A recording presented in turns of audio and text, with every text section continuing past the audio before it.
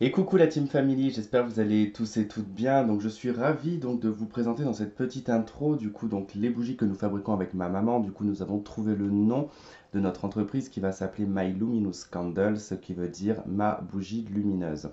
Alors du coup voilà, je vous ai présenté plus ou moins tous les formats que l'on fait en termes de contenants pour les bougies. Donc je rappelle que les bougies, donc ce sont des bougies naturelles en cire de coco et de soja, sans OGM. Les mèches sont en coton. Et pour les parfums, ce sont donc des parfums qui proviennent de Grasse en France, sans SMR. Donc il n'y a aucun problème de ce côté-là. Et de toute façon, on a toute une liste en termes de parfums que je vous présente dans la barre de description. Et vous avez également l'adresse email qui correspond aux bougies si vous avez besoin de plus d'informations. Alors je vous présente un petit peu donc les formats que l'on a. Donc on a celui-ci, bon il y en a qui sont déjà étiquetés. Donc on a le format en fait en 100 grammes, donc dans des petits pots comme ça, dans des petits bocaux. Si j'arrive à cadrer, ça serait bien. Ensuite, nous avons le 130 grammes qui est pareil dans un bocal comme celui-ci. Bon là il n'est pas étiqueté bien évidemment. Ensuite, nous avons les 160 grammes, donc qui se présentent voilà, comme les pots de confiture. Ah, j'ai du mal avec le cadrage hein, quand même, hein. Voilà.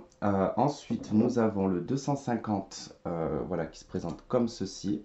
Tac. Donc pareil, un bocaux aussi également.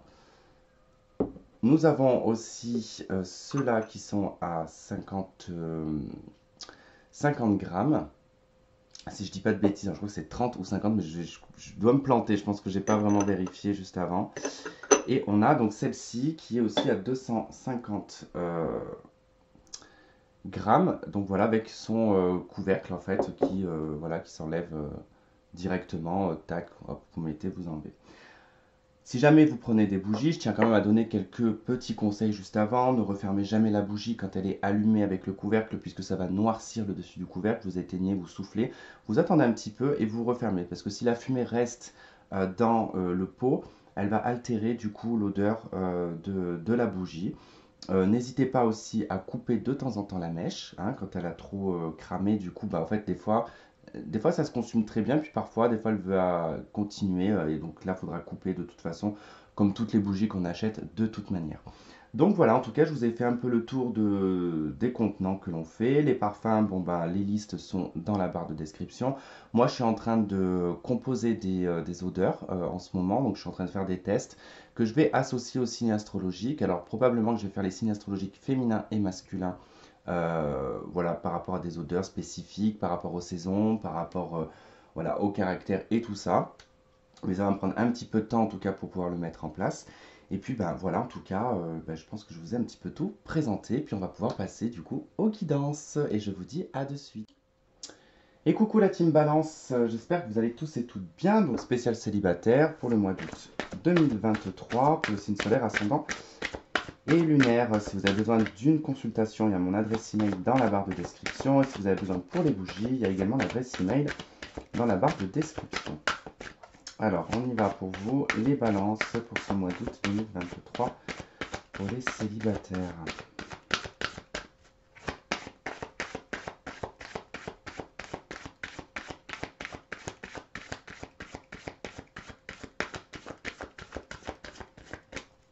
Ok, allez.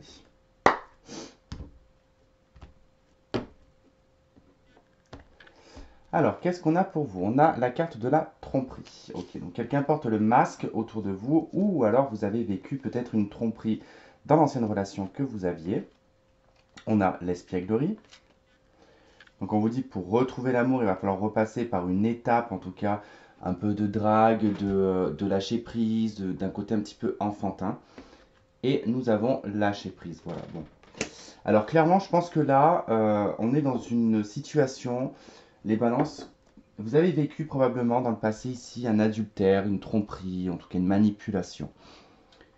Et à l'heure d'aujourd'hui, peut-être que vous êtes bloqué par rapport à ça, et on vous dit en fait que pour retrouver l'amour, il va falloir permettre à votre esprit, espiègle et enfantin, qui est en vous de se manifester. Ce qui veut dire qu'il va falloir pas trop se prendre la tête, vivre comme une adolescente ou comme un adolescent, voilà, d'essayer de vivre les choses au jour le jour et d'essayer de retrouver ce peps au niveau de la drague, au niveau des plaisirs tout simplement des relations. On vous dit ici de lâcher prise, hein, qu'il faut laisser cette situation se dérouler jusqu'à son terme. Donc, on vous dit concrètement ici de ne pas vous bloquer par rapport à une tromperie, mais surtout voilà, de lâcher prise, de laisser vivre les choses, même si elles sont légères, qu'elles ne sont pas forcément pour quelque chose de base, pour du concret. Hein, les choses peuvent évoluer avec le temps. Hein.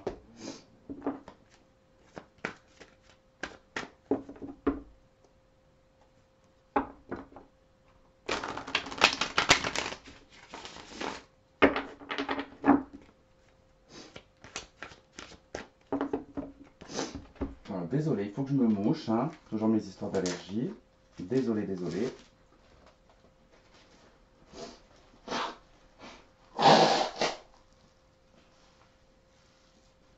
C'est pas glamour, mais c'est fait partie de la vie.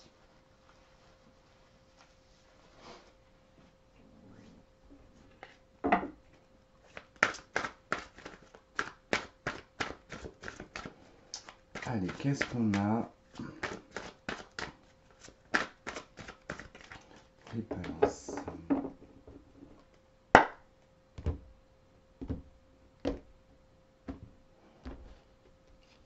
Alors, on retrouve la carte du consultant ou de la consultante. Donc, on voit bien que c'est vous qui avez subi cet adultère, cette tromperie, cette manipulation, les mensonges qui vont avec. Hein.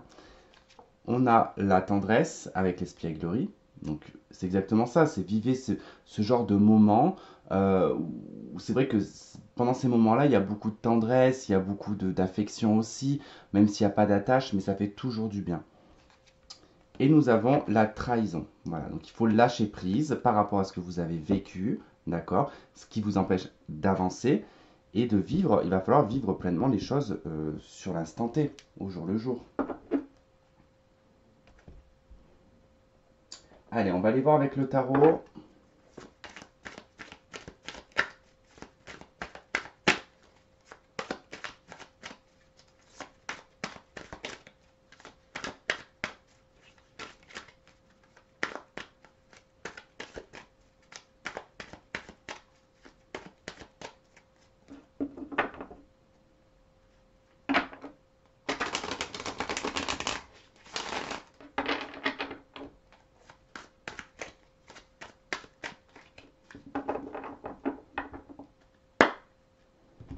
Allez, qu'est-ce qu'on a dans la coupe? Nous avons la carte de la lune. Ok, peur et confusion.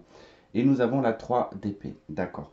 Bon, je comprends qu'avec la lune et la 3 d'épée, vous êtes plutôt dans une situation où au niveau mental, au niveau émotionnel, vous avez des peurs d'être trahi, des peurs qu'on vous blesse encore, qu'on vous martyrise, quoi. En fait, voilà. Ce que vous avez vécu, c'est resté quand même bien ancré en vous. Nous avons la carte du jugement. Ok, donc le passé revient. Nous avons la 4 de denier. Ok. On a la carte de l'étoile. On a la carte du valet d'épée. Et on a le valet de coupe. Bon, bah c'est super. Alors là, ça nous indique que quand même, il y a une fermeture concernant le passé. D'accord? Avec la 4 de denier, le jugement. On se renferme beaucoup dans l'histoire du passé, dans les choses du passé. On a conservé ça de façon presque précieux. Vous voyez, c'est comme si c'était précieux. On l'a gardé pour soi, on le garde pour soi. On a eu du mal peut-être à sortir de cette espèce de tourbillon lié au passé, lié aux choses qui vous est arrivées. Mais on voit qu'il y a quand même une renaissance avec le jugement.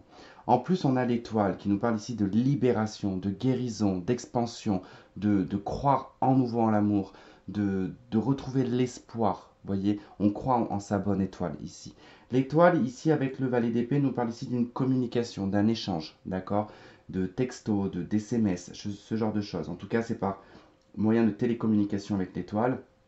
Et on a le valet de coupe.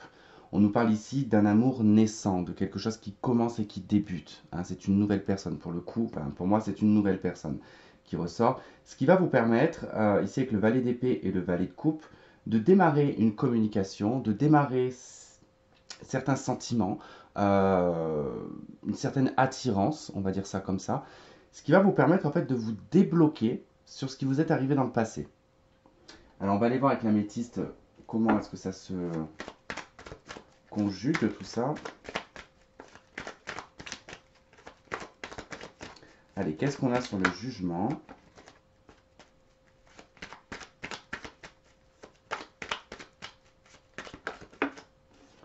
Ok, on a l'hiver, la fin de cycle, la froideur.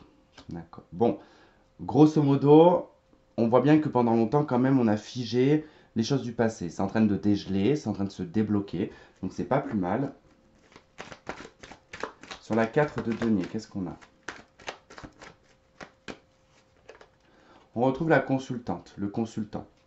Donc ça, c'est vous. En plus, c'est intérieur. Parce que là, avec cette carte-là, qu'on soit homme ou femme, ça va nous parler de l'aspect intérieur. D'accord, de ce que vous intériorisez.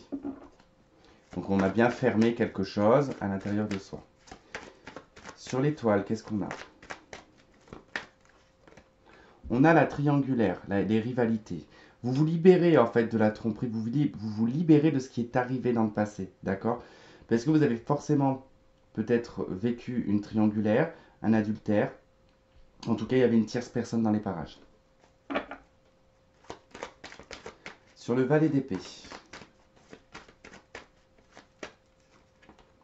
on retrouve la non-communication, l'isolement. Bon, on voit que là, ça se débloque par contre, hein, parce qu'avec la carte pas de dialogue et avec le valet d'épée qui aime beaucoup parler, qui aime s'exprimer, ben là, en l'occurrence, vous sortez d'un isolement, vous sortez de votre grotte, de votre tour d'ivoire, pour retrouver une communication, retrouver des échanges, retrouver l'amour probablement.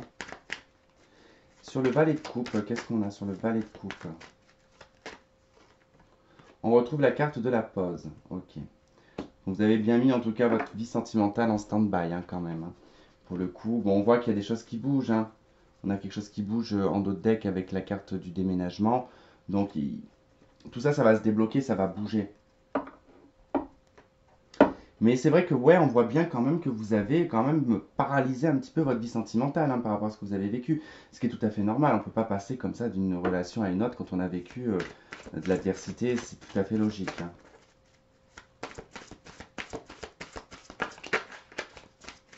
Mais c'est comme si vous allez mettre aussi vos sentiments en pause hein, et que vous allez vivre plutôt peut-être le côté espiègle, tendresse, bon moment, mais pas vous attacher de suite quoi.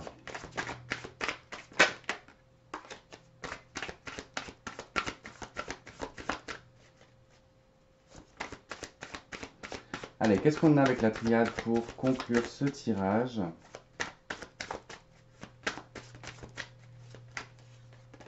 On retrouve la nécessité. Ah bah, en d'autres decks, on a l'amour. Il y a vraiment des choses nécessaires à mettre en place hein,